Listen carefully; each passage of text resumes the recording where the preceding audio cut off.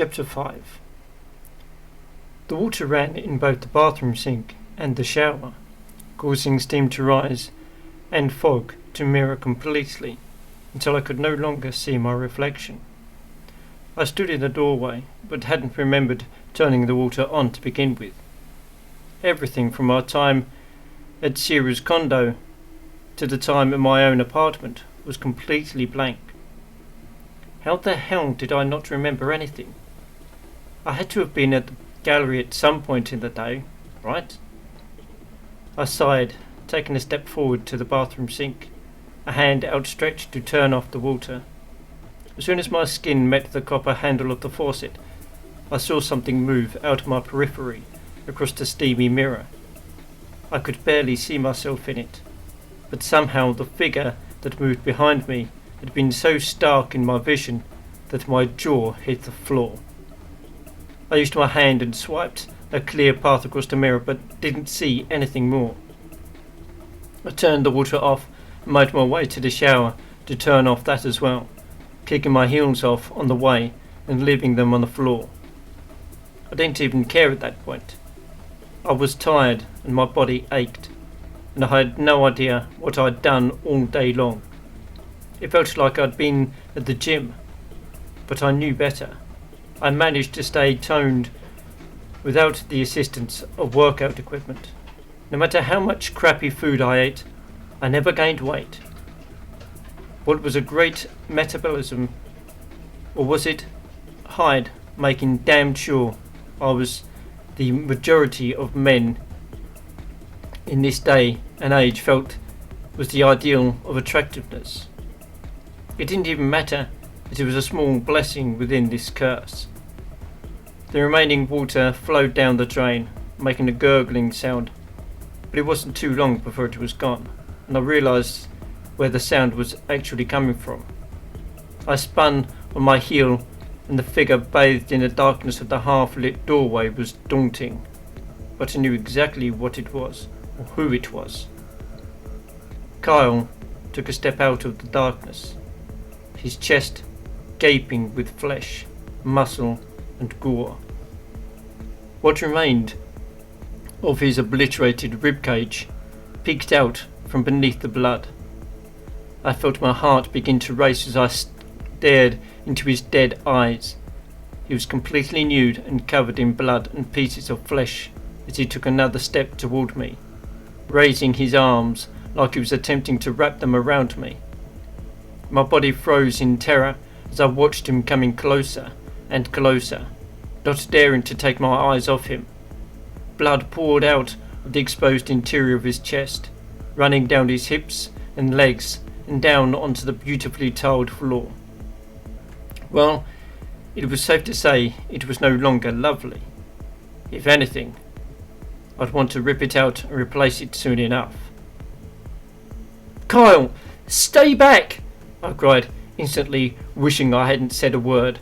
My voice betrayed me with how shaky it was, and I couldn't keep my hands from trembling as I held them out toward him. I tried not to touch him, but it was getting even harder to avoid the closer he got. I was now backed against the cold slickness of the tile wall, moving my fingers along its surface to remind myself that it was reality and what wasn't. "You're not real. You're dead," I kept repeating the mantra to myself as I squeezed my eyes shut, a silent and solitary tear running down my cheek that was quickly followed by the graze of tacky fingertips. A scream ripped from my throat and my chest constricted, making it harder to breathe. My body went rigid as Cole's fingers moved down my cheek, down my neck, over my collarbone, and down the strap of my dress. Then back up to my throat, closing around it with such force it caused me to gasp and cry out. Another pair of hands roamed over my belly with a soft pressure I wasn't expecting. My eyes shot open and Dax was in front of me, his face mere inches from my own, and Carl standing next to him. Plasma oozed from the deep gashes slicing across his joints and across his throat from where Hyde had butchered him with the saw in the special room of pain and death where no one had heard him scream but us. "Come, join us, Blythe. It's the only way you'll be rid of her," Dax whispered as he nuzzled into my neck, breathing into my scent as if he fed off my terror. I hadn't taken my gaze away from him until I felt something cool and metallic in my hand. It wasn't until I closed my hand around it that I realised what it was. There was a scalpel in my hand, one of them had placed there. Dax was pressed up against me, and Carl's hand had me moved away from my throat and down toward the hem of my dress that was now sufficiently ruined by all the blood soaking in a sticky, wet mess. I knew what they were asking me, but could I really take that step just to be rid of Hyde? Was I seriously considering going that far? How many more innocent men like Dax could I murder to satiate her hunger? At the same time, how many horrible men could I put to death, enacting justice for each and every woman they had tortured and raped? But I couldn't be the hand of justice acting on the opposite side of the spectrum at the same time. My body moved against Dax of its own volition, stirring something inside me that I knew only he could bring out. Carl brought out the monster, and Dax brought out the anger. Well, as close as he could get anyway. I squeezed the stainless steel instrument in my hand and hissed as I felt the sharp sting of the blade cutting into my flesh. A sensual growl sprang from my lips once I felt a drop of my blood run down my palm and into the creases of my curled fingers, slick and warm and alive. I felt a moan rise in my throat, but it was quickly caught by the shaky breath that needed to leave my lungs first. Carl's hand slid the hem of my dress up my thigh toward my hips. My breaths came in ragged pulls, and the fear mixed with a heady combination of sex and adrenaline. My heart pumped away in my ears, beating against the steel veins of Dax and Kyle, while Kyle was doing some rather unsavoury things to me in life. It seemed that in death he was a whole other kind of man. Kyle's breaths came hot and short next to my ear as his hand slid past the hem of the dress, his fingers sliding along the edge of the lacy thong underwear I had put on that morning, and groaning. "Do it, Blythe," he whispered, taking my earlobe between his teeth and nibbling gently. His tongue trailed where his teeth had just been, and he said the words again, this time more demanding than begging. His other hand took one of mine, clutching the scalpel and clasping it so the blade bit into my skin even more, causing more blood to flow. "Do it," Dax breathed into my hair, his tone even more severe than Carl's had been. His teeth grazed my neck, causing a shiver to ricochet up and down my spine. Another moan forced its way out into the atmosphere around us. Dax's hand cupped the back of my head as it tipped back. His free hand cupped my breast, kneading with desire as his erection grew against my hip. He pressed me into me even harder, grinding as Carl's mouth trailed kisses along the other side of my throat and down, leading to my collarbone.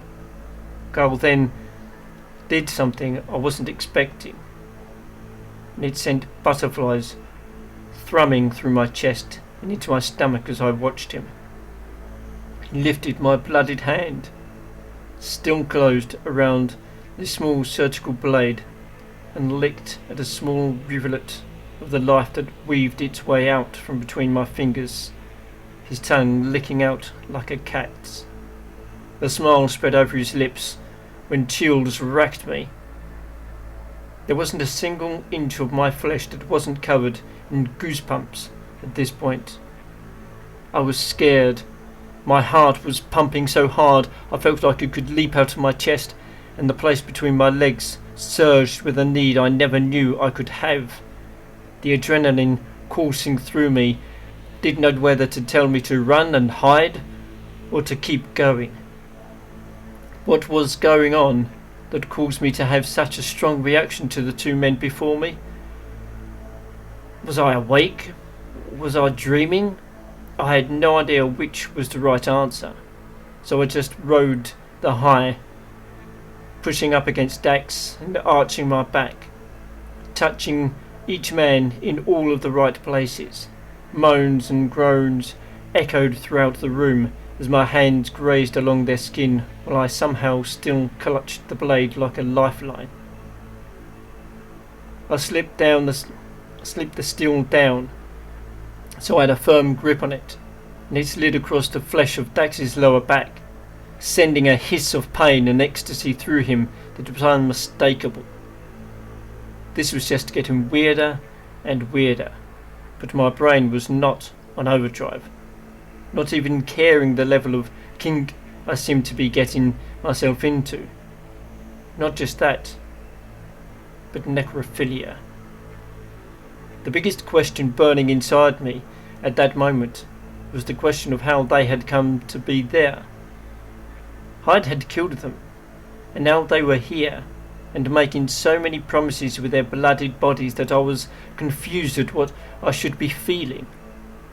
I reached up toward his shoulder blade and raked my nails along his flesh, just enough to leave streaks of bright red behind, not enough to draw blood. Then I heard laughter, high and feminine, echo and bounce off the walls, and coming back at me to grit my ears.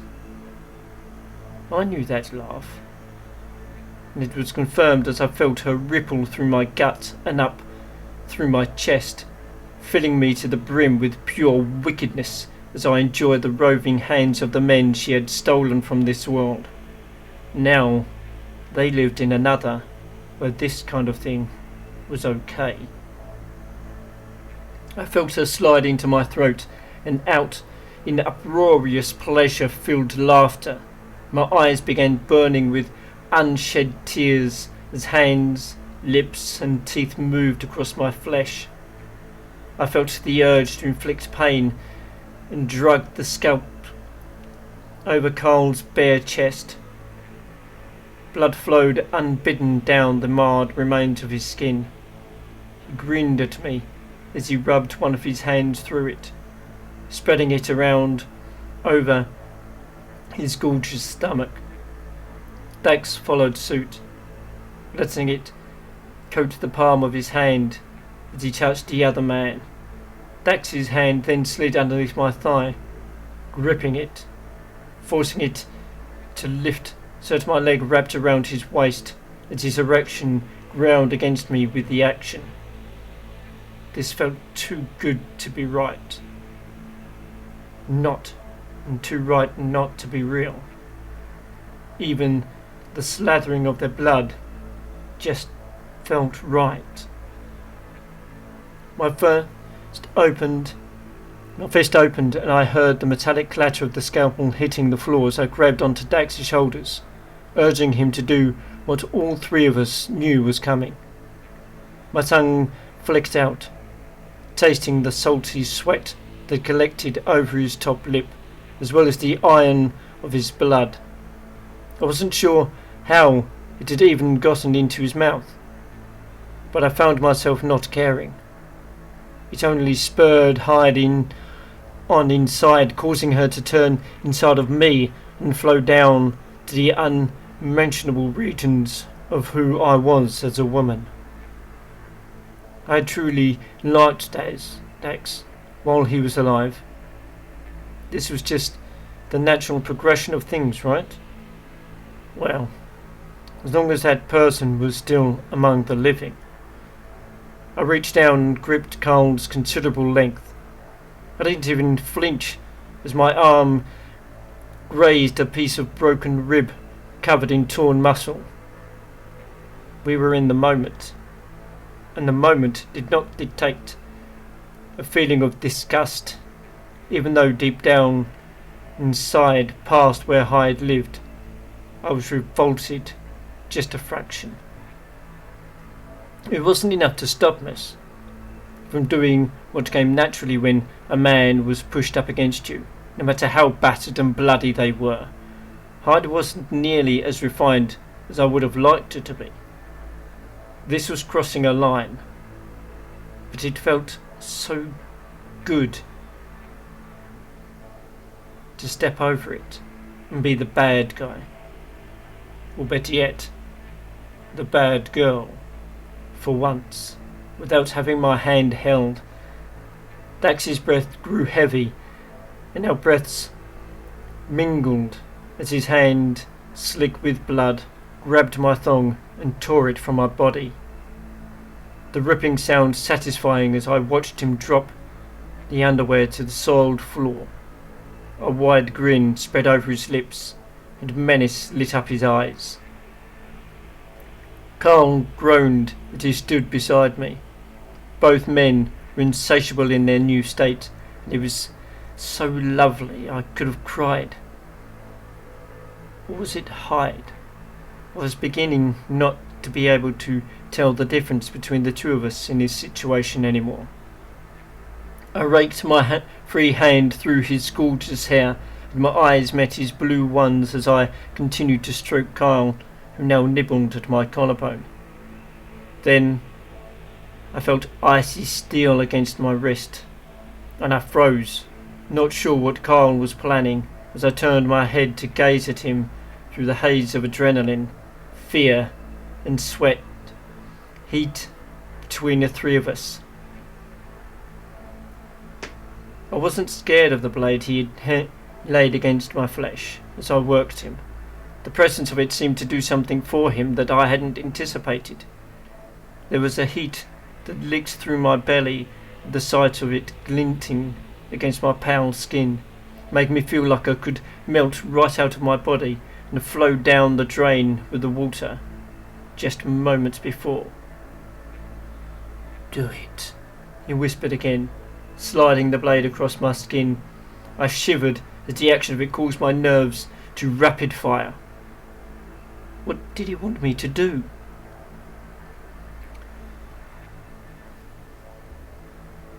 Or was he even speaking to me? I wasn't sure. The presence of both of them had confused and terrified me at first, and it was now a heady combination of those emotions and sex. If it happened to go that far. A small part of me didn't know what was happening. Was I hallucinating, or was I even awake? If I was awake, I needed a very long vacation at the nearest psychiatric hospital. Hell, that may need to happen either way. My question was answered as Dax rammed into me, his body warm and hard inside me. The stinging pleasure of it was intoxicating as he moved within me, his body pressed tight against mine as he gripped my legs and wrapped them around his prominent hips. His teeth grazed my neck, and I moaned, still feeling the coolness of the scalpel against my skin. But it had moved to the place at the bend of my elbow where a network of veins called home.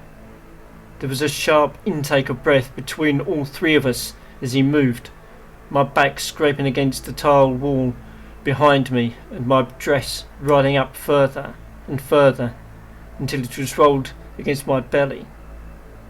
He pulled away from me and stared into my eyes, sweat glistening off his forehead and chest as he mouthed something to me.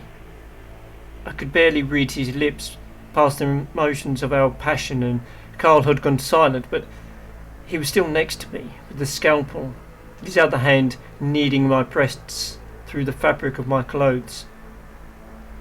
As he watched, I felt the metal at my throat pressing hard into my skin. Dax still pushed into me as he said one word: "Choose." The one word sent a stab of pain into my heart, and a ripple of terror threw me so deep I couldn't breathe. Carl's hand slid the scalpel across my throat, deep and penetrating as it slashed its way through my flesh into the arteries underneath. It stung at first, but then turned into blinding, searing pain as I felt my body flow down my chest into a river of crimson. Dax's face was covered in spray and his chest was completely coated in it. I couldn't speak, I couldn't breathe, and I was starting not to be able to see. "Choose," he said once more. I shot up in my bed with a start, my hands grasping at my throat, making sure the skin was smooth and intact. I breathed a sigh of relief as I realised all was well, and it was only a dream. A deep, terrifying, and erotic dream at that. What the hell was going on inside my head where I could dream up something like that? I was covered in sweat. The only person I knew it was, and not the blood. Or blood was the light from the street lamp below, coming through the windows, illuminating me, causing it to sparkle as some had dried onto my legs into a salty crust. My hair was matted against my forehead and neck. My throat was dry, begging to be quenched.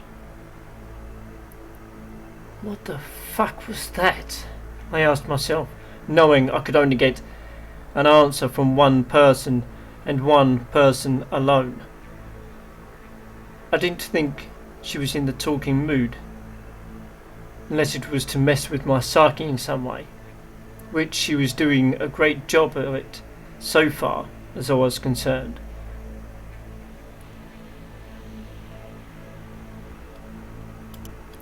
The air conditioning roared into life, and the cool air rolled over my body, causing a chill to move through me as it hit the soaked nightgown I wore. The sheets were wet beneath my palms as well, meaning I would need to change them tomorrow. No point in changing them now. I turned to look at the alarm. It read 3 a.m, and I groaned, swinging my legs off the bed and padding to the kitchen to get something to drink.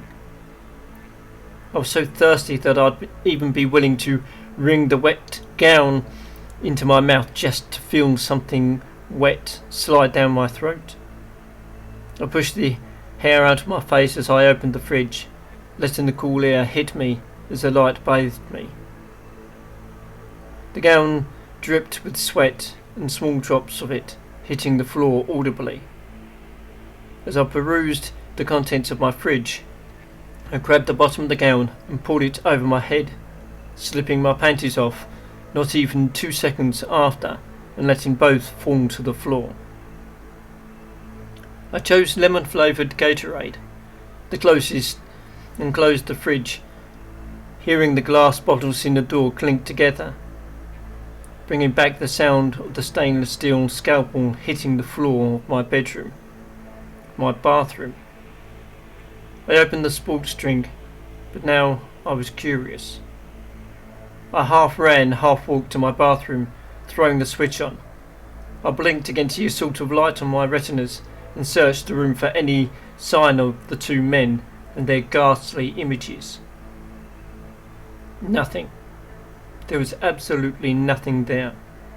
Just confirmation that it was a concoction of my fucked up mind that was split between Hyde and myself, where only one of us could have control of my body at a time, with the other trapped inside the confines of my skull.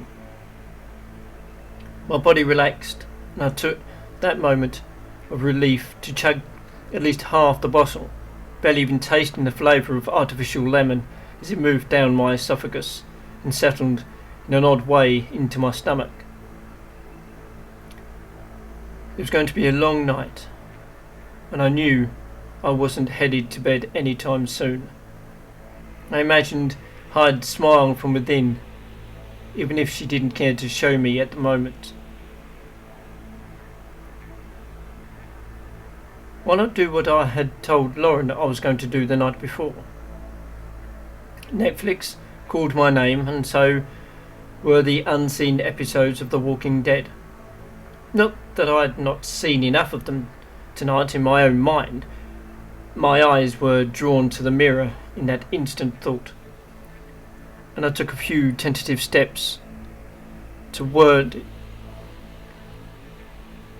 I only saw myself, and no sign of Hyde, not even the green eyes that were her telltale sign, and I let my body sag in respite as the thought crossed my mind that she wouldn't be coming out tonight.